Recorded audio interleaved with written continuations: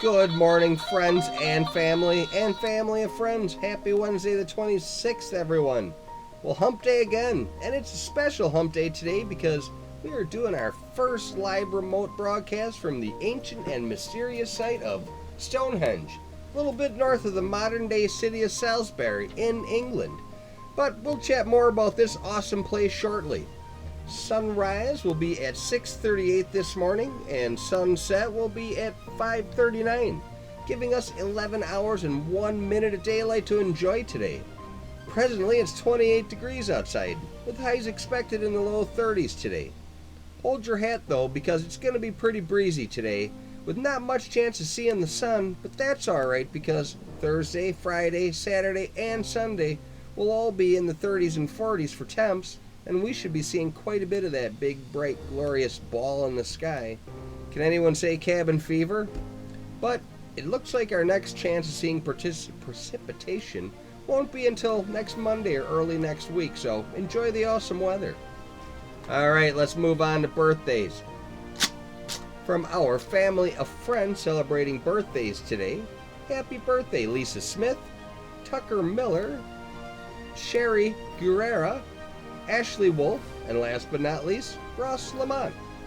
Our celebrity birthday shout-out starts with Australian-born model and actress who starred in the 2016 film The Choice and Lights Out. She also appeared in the sci-fi film I Am Number 4 and the Disney film Bedtime Stories.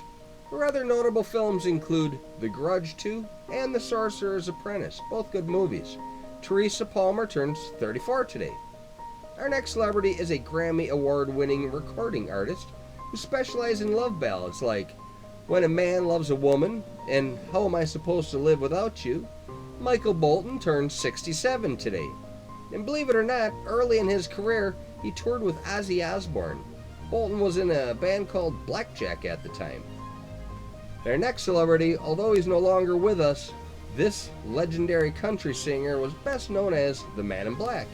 He became one of the most influential musicians in the 20th century, inspiring artists in various genres from country to rock and roll.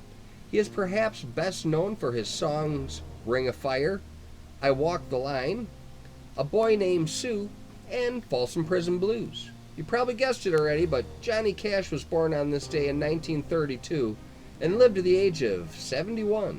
Leaving us for the big ranch in the sky on September 12th of 2003. Alright, on to our history segment.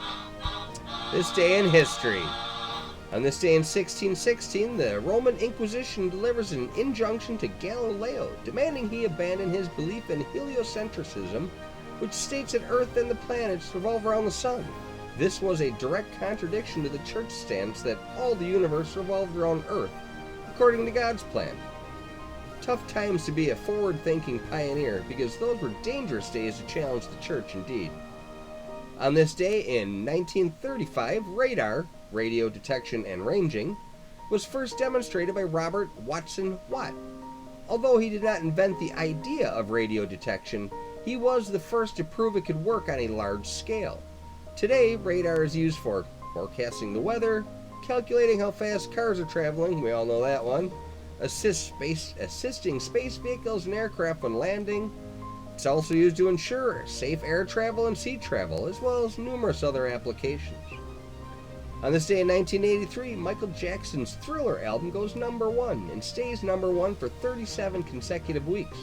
I remember the music video Thriller pretty well, especially for being 37 years ago. The first time I ever saw the video was in a temporary office setup in the town of Palmyra, while I was standing in line with my mom, waiting to schedule an appointment to have our cable TV installed at our home. You see, back in 1983, well, that's the year they brought cable TV into Palmyra, where I grew up. Having more than 6 or 7 channels to choose from at a time was a pretty big deal back then. And finally, in 2018, the Global Seed Vault in Svalbard, Norway, receives its 1 millionth seed on its 10-year anniversary. It is a long-term seed storage facility built to stand the test of time and the challenges of nature or man-made disasters. The seed vault represents the world's largest collection of crop diversity, case we're ever challenged with starting all over. There's a lot of info on this, and it's been marked as a future origin story topic. Alright, let's move on to a little bit of comedy. From our comedy corner, man walks into a zoo. The only animal in the entire zoo is a dog. It's a Shih Tzu. Alright, today is National Pistachio Day, and today is also Ash Wednesday. Ash Wednesday is one of the most popular and important holidays in the liturgical calendar. Ash Wednesday opens the Lent season, a season of fasting and prayer. Today's morning motivational is a reminder about optimism. It simply states, no one ever injured their eyesight by looking on the bright side. And that is so true, and there is always a bright side to be seen if you look for it. Alright, as promised earlier today, we are going to dive into the origins behind Stonehenge. Stonehenge is a massive stone monument located north of the modern-day city of Salisbury in England. Research shows that the site has continuously evolved over a period of 10,000 years. The structure that we call Stonehenge today was built between 5,000 and 4,000 years ago, and it was once part of a much larger sacred landscape that included a massive stone monument that was 15 times the size of the current-day Stonehenge. The biggest of Stonehenge's stones, known as sarcens, are about 30 foot tall and weigh approximately 25 tons apiece on average. It's widely believed that they were brought from Marlborough Downs, a distance of about 20 miles to the north. The smaller stones, referred to as blue stones because they have a bluish tinge when wet or broken, well, they weigh up to 4 tons apiece and come from several different sites in western Wales, having been transported as far as 140 miles. It's unknown how people in the time of antiquity moved them that far.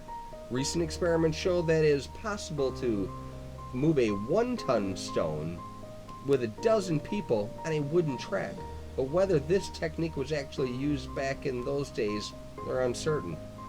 Stonehenge is just one part of a large-scale landscape that contains many other stone and wooden structures, as well as burial sites. Archaeologists have also found evidence of widespread prehistoric hunting, and a road that may have led directly to Stonehenge.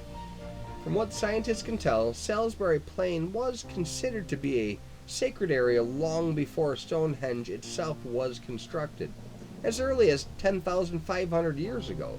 It's widely believed that it was part of a much larger complex landscape, and a frequent host to numerous processional and ritual activities.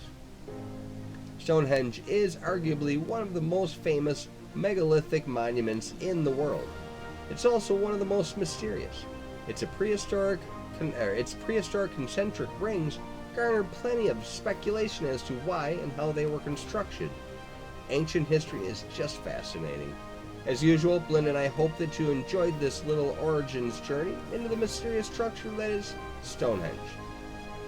We appreciate the time that you spend with us each and every day. We do try to bring something of value and entertainment in each and every one of our Morning Minute posts. After all, knowledge is power, and we love to share what we come across. So, enjoy the day, make the most of it, you have the power, and we will talk to you guys soon.